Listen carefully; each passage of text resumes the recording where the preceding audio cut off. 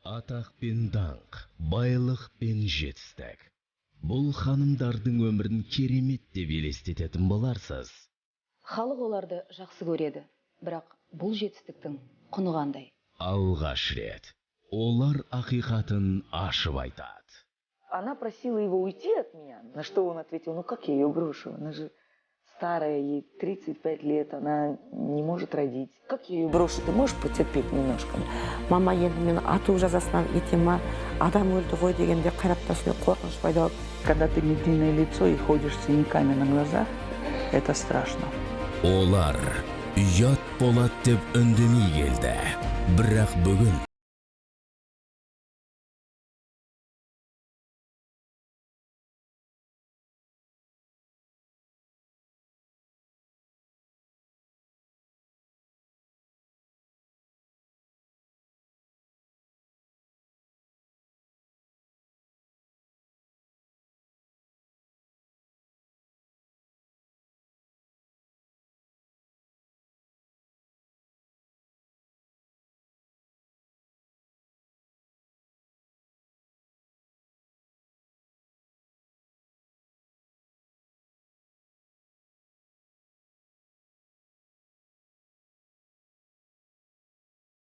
Көбісі ойлайды мен туралы дайын нәрсеге барып отыра қалған адам деп.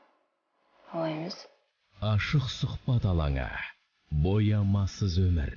Еліміздегі ең шынайы жоба. Танымал ханымдардың тағдыр талайы. Сіздің қате баспауыңызға сеп болсын. Ұят емес, 31-ші арнада.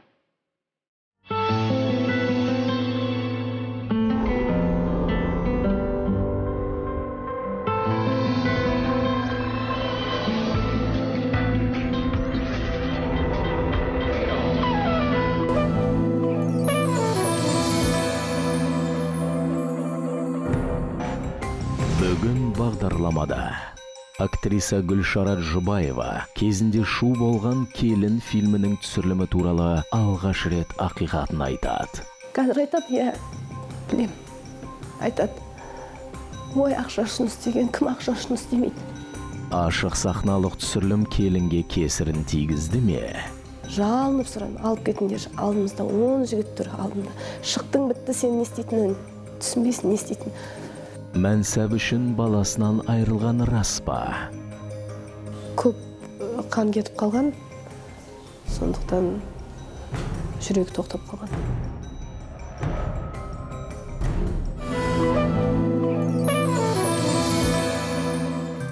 Оны халқын масқара еткен арсыз әйел деп санаған. Бірақ ол қаншама адамның ауыр сөзін көтере білген. Оған бұл туралы айту әрине оңай емес.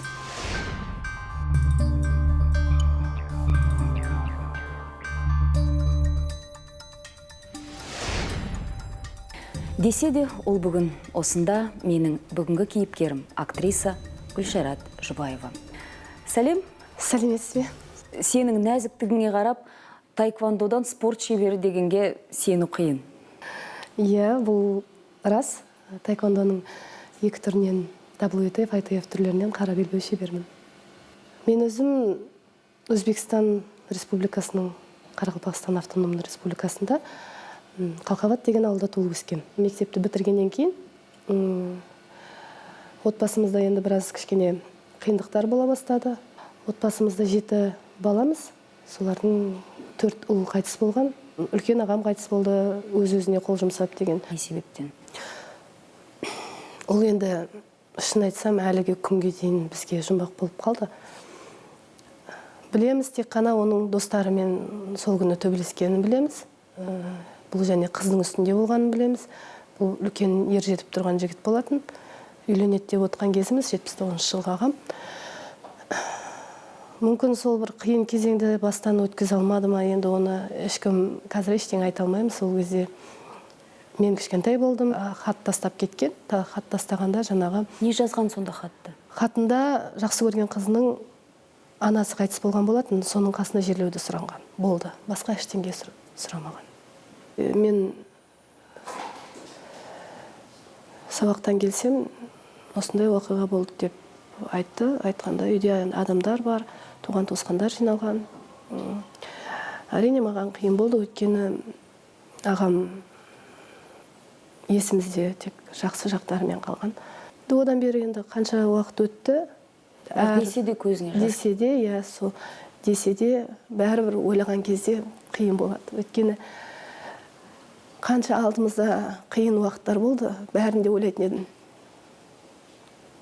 Ағам тірі болғанда мұндай болмас еді, ағам тірі болғанда басқаша болатын еді деген. Демек сен жақын болдың ағаңмен. Иә, сөйлесем де болады.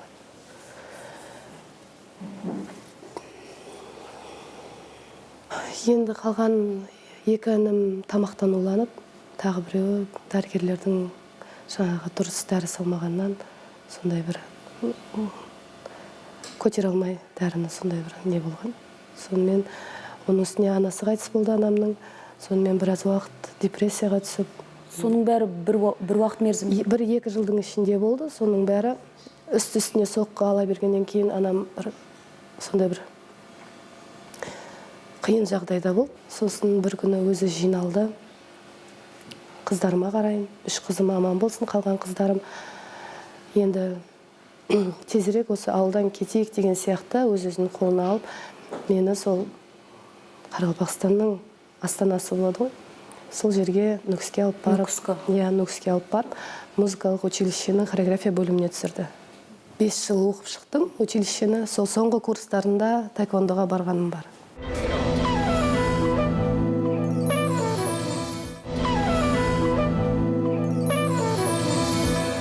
Сен бала кезіңнен ақша тауып үйренген адам екеніңді білеміз. Неліктен олай болды? Мен училищені бітірдім. Ары қарай не мамандық таңдау. Мен үздік бітірдім оның үстіне. Мен осы училищенің дипломымен хореографический институтқа жіберген Ташкентке. Емтихансыз қабылдайды деп. Бірақ бұл кезде анам маған қарсы болды, өйткені ауылда артист деген бір жаңағы қалай айтсам екен, жеңіл жүрісті деген сияқты ой қалыптасқан ғой. Бұзылып кетеді деп ойымдайды ғой. Сондай етіп ойымдады, туған туысқандарымыз да. Сонымен бұл кезде уже біраз уақыт спортта да біраз жетістіктерге жете бастадым. Сосын олар ойласа келе, сені милицияға жіберейік деді. Сонымен МВД академияға оқуға тапсырған болатынмын. Академияға оқуға тапсырдым, бірақ құладым. Сонда тұрып анам айттым, мен болды Ташкенттен қайтпаймын. Осы жақта тұрам, осы жақта оқимын. Білмеймін, қай жерге оқуға тапсырсаң, осы жерде қалуым керек мен.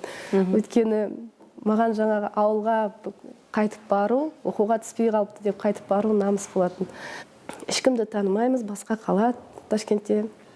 Сонымен бір жолда отырған етікшіден сұрастырып, соның үйіне тастап, мені жаңағы колледждер іздедік, сол юридический бағыттағы құқықтану бойынша. Сонымен бір колледжге оқуға қабылдандым. Сол жерде оқып бастадым. Бұл маған бір жағынан сабақ болды деп айтар едім. Тіпті жаңағы нан таба алмай жатқан кезде сағатым болатын, сағатымды, киімді бір буханка нанға өткізіп жіберген кездерім болған. Енді оның бәрін анама телефон арқылы жеткізіп, жүрмей қиналып жатырмын деп айтуға мен намыстандым. Өйткені мен оқып жатырмын ғой, оқуымды бітіруім керекпін. Сондықтан қиналсаң ауылға қайт деп айту мүмкін. Иә, қайт деп айту. Өзің таңдадың, өзің шыда дейді ғой. Маған сондықтан шыдауға тура келді. Анам ауылға қайтқаннан кейін біраз уақыт келмей қойды. Сосын келгенде білдім, жолда бұл кісі жол апатына ұшырапты. Анам аяғы ақсап келді. Сонымен келген соң, мен саған қайта-қайта келе алмайды екем қызым. Мен саған әрі келгенде, Иран арқылы Түркменстаннан темекілер келетін. Сол темекіні контрабанда қылып алып келем. Сен осылай саудагерлерге өткізесің Ташкентте. Сосын бір аптадан кейін өзіңе нақты клиенттер тап деп сөйтіп тапсырған болатын. Әліге дейін жаңағы милицияларды көрсем, қорқатыным сол, өйткені кішкентай кезінен қалыптасып қалған ана темекіні тығып, блоктап тығып жүрем, көшедегі жайма базардағы саудагерлерге өткізудің өзі маған анадан тығылып жүріп, қатты уайым болатын. Бір күні анам келіп айтты, туған туысқандарымыздың бәрі Қазақстанға көшіп жатыр екен. Мүмкін біз де көшерміз. Өйткені сен қазір оқуды бітіресің, қайтасың, қайтқаннан кейін ол жақта басқа қазақтар басқа ұлтқа күйеуге шықпайды. Сондықтан сен ертең барсаң басқа ұлт алып қашып кетуі мүмкін сен деген сияқты сөздер болды. Сен енді қазаққа күйеуге тию керексің. Қазақ болған соң? Қазақ болған соң қазаққа. Сондай бір жағдайдан қорықты да көшуіміз керек, біз Қазақстанға барып көрейік дегеннен кейін мен қайттым. Оқуымның соңғы курсын сыртқы бөлімге ауыстырып, қайттық. Келгеннен кейін біздің жаңаға пойыздағы өміріміз десем де болады. Келе салып бізді ешкім қарсы алып тұрған жоқ қой, енді оны әркім де біледі.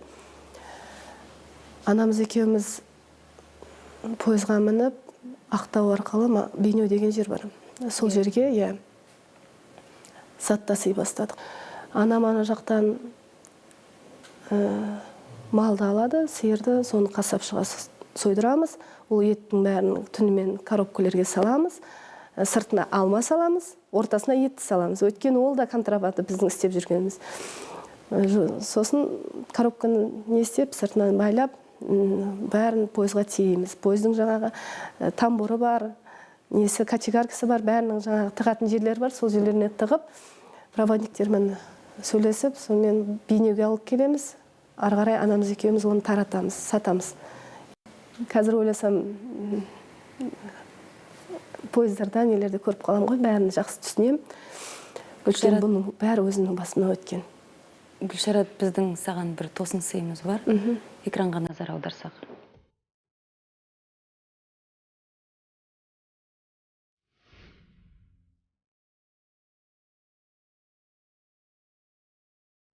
Гүлшараттың тым жас кезі болатын бізге театрға келгенде. Әлі бала. Содан кейін бізге театрға би сабағынан әртістерменен жұмыс істейтін адам керек болды да, сол кезде театрға алды. Театр дегеннің өзі бұл өнердің ордасы болғаннан кейін нағыз интриганың ортасы. Содан кейін ол жігіттер жағынан шыққан әңгіме емес, қыздар жағынан шыққан әңгіме болу керек. Бұл Гүлшарат не қылып жүр бұл жерде? Актерлық білімі жоқ, рөлдер ойнамайды, тек билейді, сахнаға шығып. Содан кейін сол билегеннен кейін жұртқа бір билеткені болмаса, бисіне сабақ берген болмаса, оның қандай қатысы бар? Театрдан ұстап тұрып, неге ұстайды оны? Қандай необходимость деп сөйледі. Сондай әңгіме шықты театрдан. Соң Гүлшарат маған бір күні келді, жыларман болып келді. Аға, мен осылай деп жатыр. Театрда мен сырып тастайын деп тұр. Деп, сонан кейін мен алдымда оны поэтический спектакль болған, Махаббат сазы деген. Сол кезде Гүлшарат мен алдымда сол жерге сыған биін билеткіздім сахнаға шығарып. Жұрттар ше дей алмады. Қанша дегенмен спектакльде жүр ғой, ойнап жүр ғой, билеп жатыр. Сонан кейін ол аз болғандай бір күні тағы да сондай қаңқу сөз шыққан болу керек. Соң Гүлшарат тағы да келді, аға осылай деп. Содан кейін мен Марбаджиевтің жекпе-жегін алып жатқам, оны кейін тұншыққан сезім деп қойдым. Соң Гүлшарат келді, аға, сіз осы Назидің рөлін маған 3-ші состав болса да беріңізші деп сөйледі. Содан кейін мен Гүлшаратты кіргіздім. Кіргіздім да Гүлшаратпен жұмыс істедік. Басында Гүлшаратты енді актерский азбука болмағаннан кейін қиын болады. Түсіндіресің, бірақ ол түсінбейді. Енді теория жоқ қар жағында. Кішкене қиын болды. Қиын болған мен ұрыстым бір күні. Ұрыстым, неге жұмыс істемейсің? Айтып тұрмын, сөйлеп, түсіндіріп тұрмын мен. Бізде басынан орысша сөйлеп кетесің ғой. Мына жерде бұлай деп орысша сөйлеп жатырмын. Гүлшарат тұр. Аға, баған бері не айттыңыз дейді маған. Жынды болып кетесің. Не айтқанын мен не айттым, сен бірден ұқтың ба? Сен айтты, аға мен орысша білмеймін ғой. Пуй, айтпайсың ба орысша білмеймін деп баяғыдан бері. Мен орысша түсінбеймін деп айтпайсың, мен саған қазақша түсіндіретінмін ғой. Енді саған осымен бәрін қайттан қазақша түсіндірем ба? Дедім. Содан кейін барып қайттан қазақша түсіндірдім. Содан кейін рөлді ойнап кетті ары қарай. Сол рөлмен жақсы шығып жүрді. Сонда жұрттар айтты, ой, мынау не, мынандай жаңа открытый, андай сексуальный сахнасы бар екен. Ну и что? изображение Гүлшараның таңбалын ешкім шешкен жоқ қой жерде. Ол сондай, ол өнер ол. Ол өнер енді ол. Солай ойнау керек болды. Маған келіп ақылдасқанда да мен айтатын едім. Жұрттың сөзін қайтесің түсе бер деп. Мен ойлаған жоқпын Балтабайға мынандай жақсы пікірді екен деп. Балтабай ағаң жаңағы енді атышулы рөлің туралы біраз айтып кетті. Осы уақыт өткеннен кейін сен өзің не айтасың? Менің естуімше, сен ол сахнаға түспеймін деп айттым, тоқтаттым. Өзімді экраннан көріп қалдым да жаңағы қарсылық білдіріп түспеймін деп шыққан кездерім болды фильмнің ортасына келгенде. Ол кездегі қазақ фильмнің басшылары, көркемдік жетекшілері болды. Ортаға салып, ойлан, өйткені бұл мемлекеттік қаржыға түсіріліп жатыр. Сен ойлама, жаңағы әуесқой фильм екен деп. Мен дардай сценарист, мен дардай режиссер, сен алдында ойнап жүрміз бе? Деген сияқты сөздерге деген келді да. Не мемлекеттің қаржысына 2 ай түсесінде, сен келіп, ортасында келіп, жаңағы ары қарай қарсы болып түспей қоясың. Кімсің сен? Санаулы секундтардан соң елді шулатқан «Келін» фильмі жайлы Гүлшарат өз шындығын жайып салды. Қазір айтады, білем, айтады. Ой, ақша үшін істеген, кім ақша үшін істемейді? Өзгеуінен өзі неге қашты? Қарасам, жаңағы машина келе, көлік артынан қуып келе жатыр, қасында қарған жігіттер.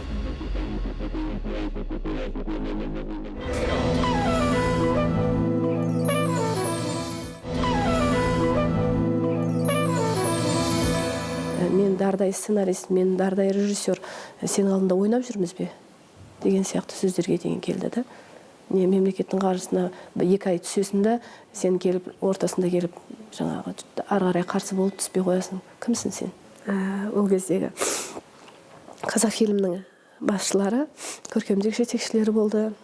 Ортаға салып, ойлан, өйткені бұл мемлекеттік қаржыға түсіріліп жатыр. Сен ойлама, жаңағы әуесқой фильм екен деп. Мен дардай сценарист, мен дардай режиссер, сен алдында ойнап жүрміз бе? Деген сияқты сөздерге деген келді да.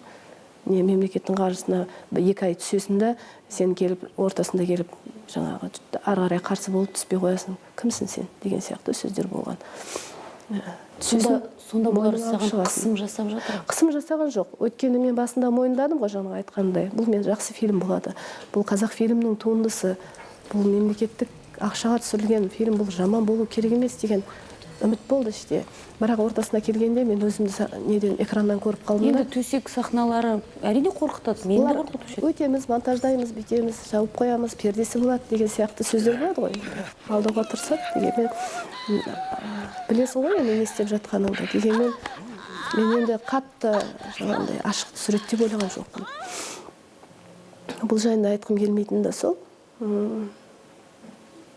Қай кезде сен иә дедің оларға? Жарайды, түсем ары қаратай деп.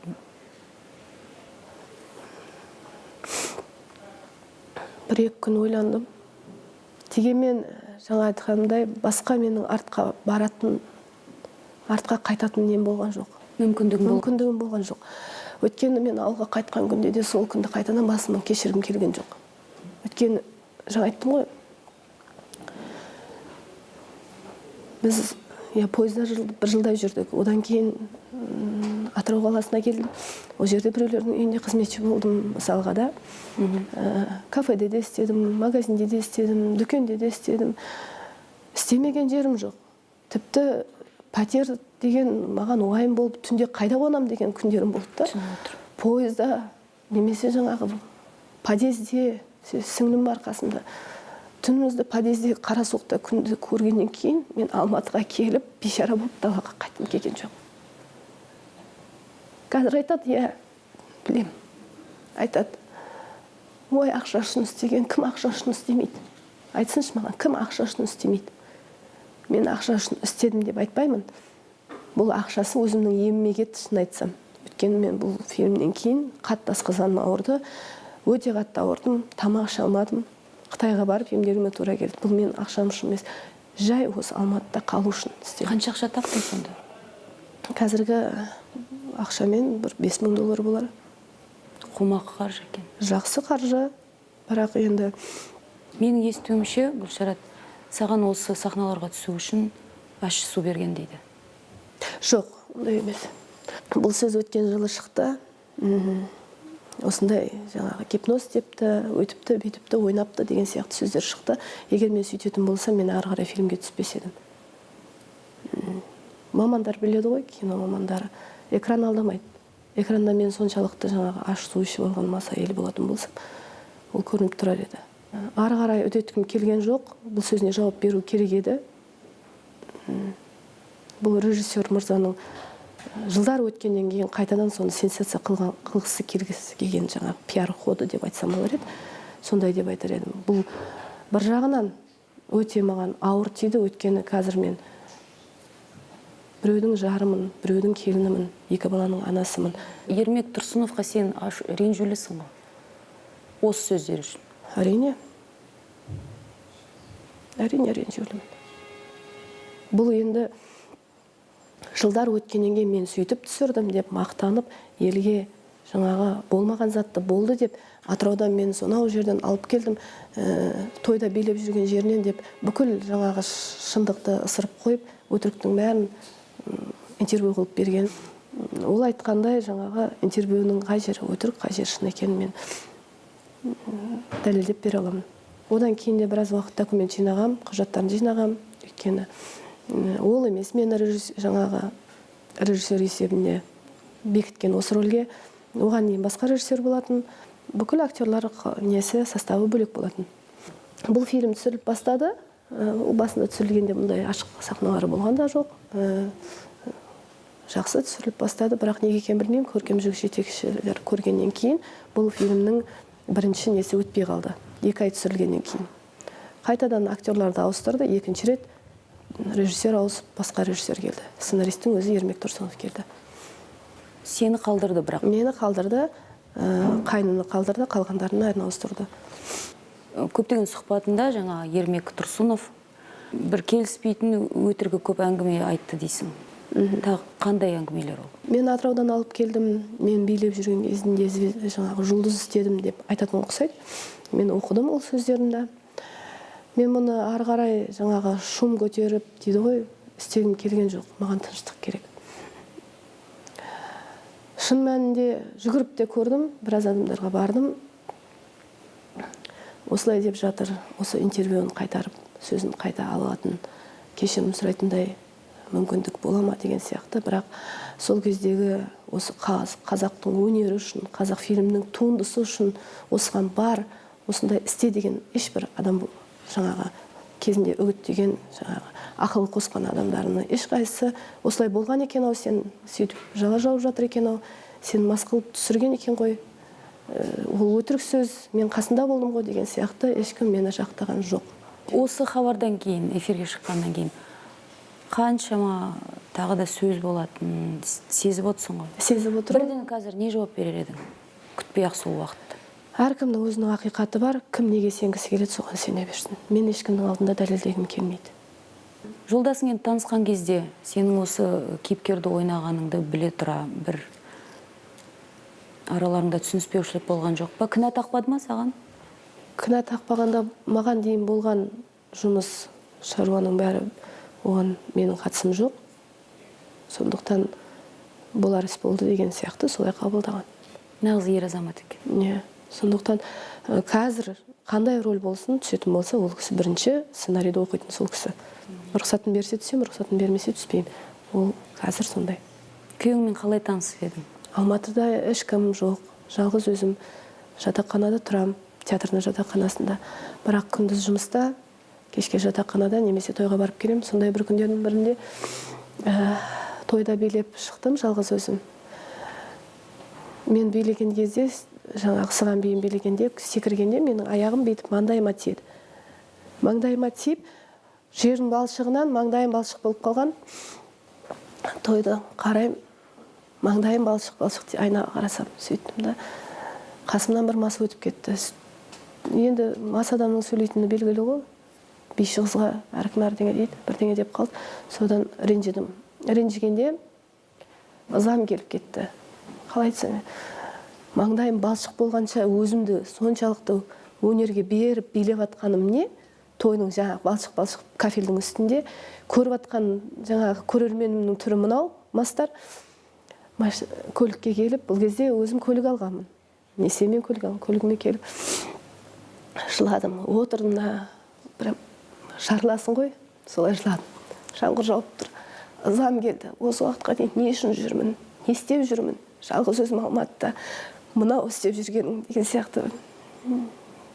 Мен қашан басқа қыздар сияқты жаңағы не істейді екем, өмір сүре бастайды екем, қашан күйеуге шығады екем. Ана фильмге түсіп алғаннан кейін жақында мынандай сөздер, оның бәрі жаңағы мынау жүрсім, мынау жүрген ортам, мастардың ортасында билеп жүрмін тойда әйтеуір. Сонымен ызам келіп жыладым. Отырдым да, Құдайым, бір арқа сүйер азамат болса екен, күйеуге шығар едім, қай жерден таныссам екен. Мен бір жаңа қыздармен қосылып кафеге де бармаймын, немесе бір танысатындай бір ортада жүрмеймін да. Өмір бойы сол отбасымның жағдайын, солар үй алсын, солар не істесін, сол тек жағдай жасау мен ғана өткеннен кейін отырып бір қасында бір адам болғанын қалайсың ғой. Сондай бір жылап, жарты сағат па отырып жалғыз өзім жылап алған. Өз-өзіме келіп көліктен жаңағы неге бардым? Жанармай бекетіне бардым. Сөйтсем май қояйын десем, алдымда бір жігіт тұр. Джип машинамен, көлікпен. Құйып шыққаннан кейін өтейін десем, мынанша ғана орын қалдырған маған. Өтейін десем өте алмаймын. Мен жүр десем жүрмейді. Қырсығып тұр. Мен ойлаймын, анау деген қымбат машина, көлік. Ол көліктің бір жеріне тиіп кетсе, мен бітшін шығарады ғой мына кісі. Үлкен кісі болып көрінген. Сонымен алдымда бірдеңе етіп өттім. Жаңағы кішкентай тар жерден өттім. Сонымен телефон арқылы сөйлесіп келе жатырмын. Көлікте қарасам, жаңағы машина көлік артынан қуып келе жатыр. Қасында қарған жігіттер, қолдарында телефон. Танысайық деп келе жатыр ғой. Мен ананы қорқып кеттім. Қанша жігіт қой, енді анау терезеден шығып кеткен ба, үстіне мініп кеткен ба бірдеме. Қолдарына телефонды танысайық, сигнал басып сөйтіп келе жатыр. Мен жалғыз өзім қорқып жаңағы сөйтіп келе жатқанда бірден ой келді. Жаңа Құдайдан тілеп жатыр едің ғой сен. Жаңа ғана ел біреуін сұрап жатыр едің, мүмкін осылай танысатын боларсың. Сөйткен ой келді. Сөйтіп ойым келгені сол, алдыма көлігін қоя салды да, алдым жолын бекітіп түсіп келді. Жаңағы рөлдегі жігіт, бағанағы мен қорқып жүрген, аға деп жүрген кісі жігіт келді, танысты. Атым Жандос, осындай, қай жерде істейсің? Тюзда істеймін. Сондай номерімді жазып алды. Ол Тюз дегеннің не екенін білмейді екен, сөйтсем. Ол менде жаңағы бір мекемеде істейді деп ойлаған ғой, шамасы. Сонымен біз танысқаннан кейін 10 күн осы жаңағы сообщениемен сөйлесіп, телефон арқылы сөйлесіп, ол маған келеді. 10 күннің ішінде біз шештік. 28 февраль күні таныстық, 10 күні 8 март күні біз шештік. Білдік, біз бір-бірімізге сай екенбіз, үйленетінімізді.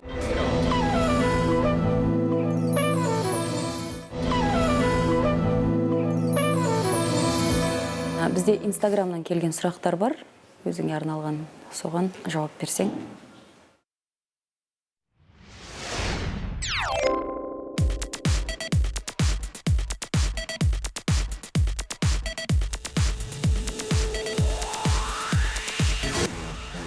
Бір-екі рет болған, бірақ мен жаңағы бір рет сол тренировкадан үйге қайтып бара жатқанда бір мас сөйлеген. Сол кезінде ұрып қалып тастағаным бар. Ол кезде анам қасымда болған. Кәдімгі тиісті. Екінші ретте де тура сондай болған. Онда да мас тиіскен. Ол кезде мен көлікте отырған, бірақ көлік сөйлей берді. Мен көлікте отырмын. Көліктің терезесін, есігін ашып келіп сөйлеп, есікті жауып қалғанда терезесін кетті. Ананың несінен. Бетімді жырып кете жаздады. Терезе былай құлады. Шықтым да ұрдым. Ұрғанда бір тептім, сонымен құлады. Екі ретте де солай бір тепкем, сонымен болды. Бір Одан тепкеннен. бірақ тептім болды. Сонымен. Одан кейін былай айтқанда жаңағы тренерлер айтады ғой, өмірде қолданбаңдар, өйткені оның жауапкершілігі қатты деп. Талай жерде көп қолданатын уақыттар болды, бірақ өзімді ұстап тұрдым. Бір кезде есімде сіңліміз екеуміз пәтер жалдап тұрдық. Ол кезде анам ауылға кеткен болатын. Сонымен көп уақыт келмей қалды, ауырып қалған болатын. Әкем сол кішкентай сіңліммен қалды, екеуіне қарап, анам екеуіне. Сол кездер білем, бір жарты жыл ма, бір жыл ма қиын кездендер, енді жаңа айтқанымдай. Ана пәтерге бір күні отырсам, демалыс күніміз болатын екеуміздің де. Сіңліммен хозяйкасы пәтерге төбелесіп кіріп келді. Алды сіңлімнің бетіне салып қалып. Өйтсе, сіңлім газ плитаны жумаған. Өйткені біз түнімен күнімен жұмыс істейміз. Тек ұйықтау ғана бір 3-4 сағатқа келеміз. Сол күн ғана бір күн демалысымыз болатын екеуміздің. Сол кезде қатты жаңағы әйел ұрысып, шығыңдар. Мен ұра алмадым.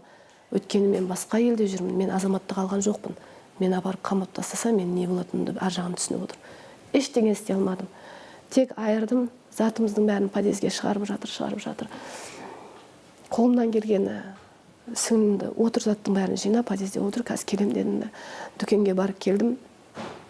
Дүкенге бардым, газет алдым да пәтер іздеп жатырмын телефонда. Келсе, бір 2 сағат, 3 сағат пәтер іздедім, бірақ келе ғой дейтін ешкім жоқ қой, ол кезде енді. Қазір кел деп атқан ешкім жоқ, сондықтан еш жерден пәтер таппадым. Үйге қайтып келдім, сүмірейіп қайтып келе жатсам, бағанағы әйел бүкіл домның жігіттерін жинап алған қасына. Мына 2 қыз қаңғырып келген, өткенде бүйткен, мені ұрды, мені өйтті, мені бүйтті. Ана 10 шақты жігіт, мен енді жап-жас қызбыз қой, 18-де болар, 19-да болар, 2003 жылдар шамасы. Ештеңе істей алмадым. Жіберіп алмаңыз. Гүлшарат тағдырына жазылған сынақты жеңе алды ма? Неліктен мәнсабы жолында баласы құрбан болды? Көп қан кетіп қалған, сондықтан жүрек тоқтап қалған.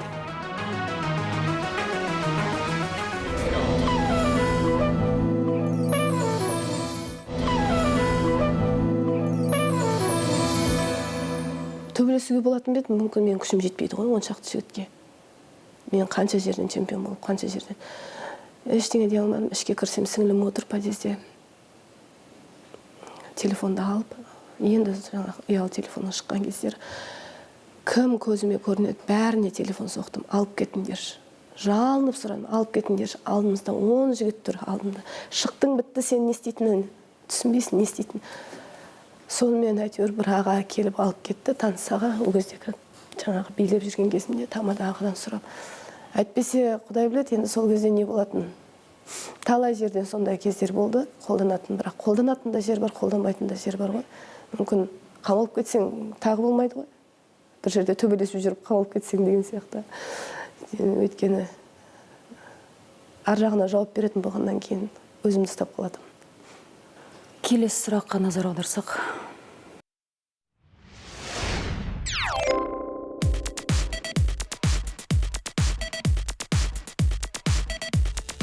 Болды.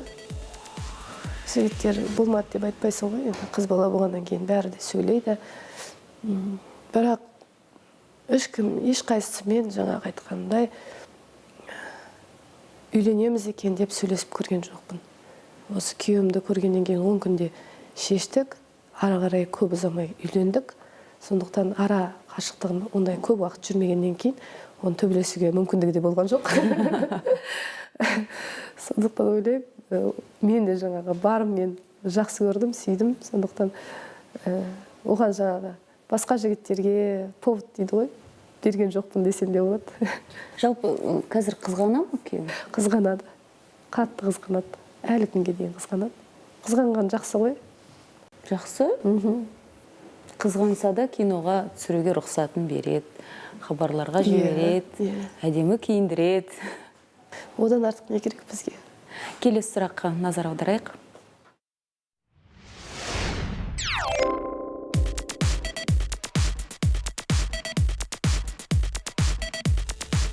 Соңғы кездері киноға түсіп жүр.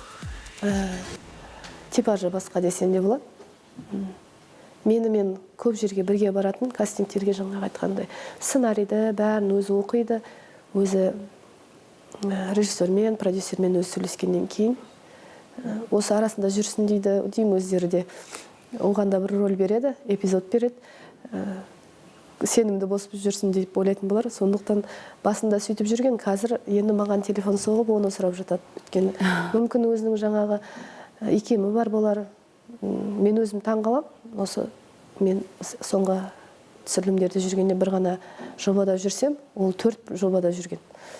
Қалай үлгересің, қалай сөзіңді не істейсің, қалай образдарыңды шатыстырмайсың деп мен өзім таңғалдым. Өзінің жұмысы бар оның үстіне. Бірақ өзіне ұнайтын ұқсайды. 2 балаң бар, я? Бір ұл, бір қыз. Естуімше тағы бір балаң болды. Я соңғы осы 1 жылдай болып қалды. Осы жылдың басында 3-шісіне аяғым ауыр болатын. Өкінішке орай туылған соң қайтыс болды. Туған соң шетінеп кетті? Шетінеп кетті, Неге? Көп қан кетіп қалған. Сондықтан жүрегі тоқтап қалған деп. Туасап? Сондай бір өкінішті жағдай болды. Көбісі енді көз тиді деп жатады. Бірақ осы 1 жылдың ішінде 2 рет жансақтау бөліміне түсіп, өзімде біраз қиын жағдай болды да. Не себептен жансақтау? Өйткені жаңағы көп біраз жұмысты бірден үлгеруге тырысатыным жаман ғой. Менің жұмысым да көбейіп кетті, шеберханам да бар, бишілерім де бар, аспаздықпен, асханамен де айналысып жатырмыз. Бәріне үлгеру керек, бала бар не деген. Сондықтан көп жүгіріп кеткен болуым керек. Оған дейін де балдарымды солай жүгіріп жүріп туған болатынбыз, бірақ енді осында мұндай болады деп ойлаған жоқпын. Мұздан құлап қалып, содан жаңағы 7 айлық кезінде сондай болды. Көп қан жоғалтып, өзімде біраз уақыт өз-өзіме келе бастағаннан кейін тағы бір түсірілімге шақырып, түсірілімде укол салып, жай ғана антибиотик салып, содан аллергия ұстап, одан да бір жансақтау бөлімінен бірақ шықтым, почкам істемей қалып, сондай бір көп жүгіріп, көп өзіме алып кеттім ба деген сияқты өзімен не болды. Жолдасың кінәламады ма? Кінәламағанда енді одан бері емделіп келе жатырмын, Құдай қаласа, енді Құдай берсе болатын болар. 2 бала аз ғой бізге өткен. Көп баламыз болғанын қалаймыз, енді адамның емес Алланың айтқаны болады ғой. Қазір орысшаң жөнделді ма? Орысша енді үйреніп жатырмыз ғой, әліге дейін. Қызымнан үйренем. Қызым орыс группаға барады, өйткені өзінің таңдауы солай болды. Қызымнан үйренетін кездерім болады. Біздің нумерология атты айдарымыз бар. Айсұлу есімді сұлу нумерологымыз. Кейіпкеріміздің тек қана туған күнін, айын, жылын біле тұра бір сипаттама жасап берді. Бірақ сенің кім екеніңді де білмейді, суреті де жоқ қолында. Соған қарап көрек. В нумерологии нашей героини очень яркой линией выходит на передний фон в техническом раскладе ее 1000-я нумерология. Нумерология этих людей, как правило, способствует славе, успеху и известности.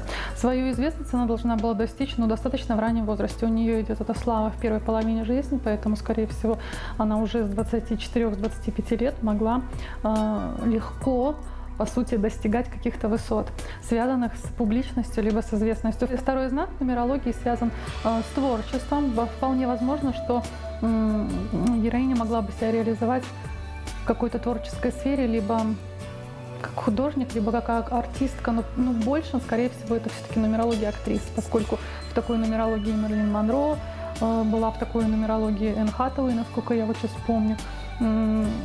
Это нумерология людей, такие, знаете, они очень через обаяние, через свою энергетику, у них энергетика высокая, и здесь у нашей героини, конечно, энергия очень сильная. Это энергия обаяния, энергия такой, знаете, какой-то привлекательности, такой она очень привлекательна для противоположного пола, она умеет к себе каким-то обаянием располагать людей.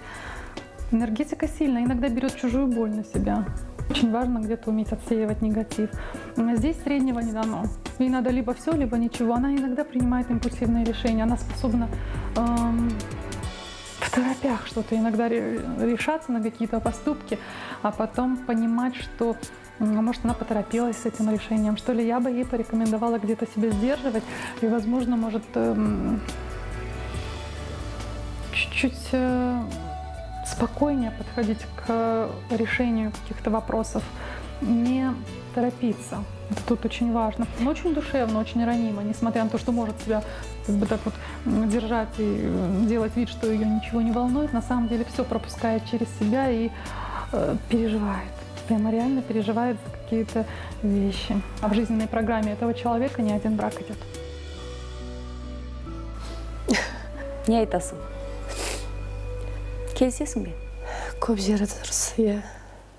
Тіпті көріп тұрғанда айтады екен. Бүгін ашылып сөйлескеніңе, барлық сырыңды жасырмай, бүкпесіз сұхбат бергеніңе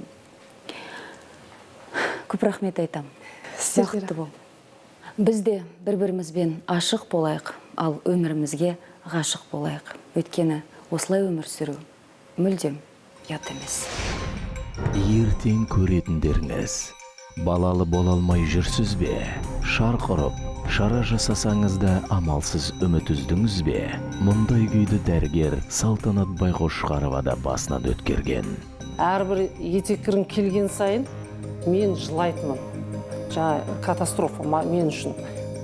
Тек қана біздің бағдарламада ол балалы болудың сырын бөліседі. Кейде ол анау қымбат технология қарағанда анағұрлым нәтижелі болып кететін жағдайлар болады. Халық емінің де пайдасы бар ма?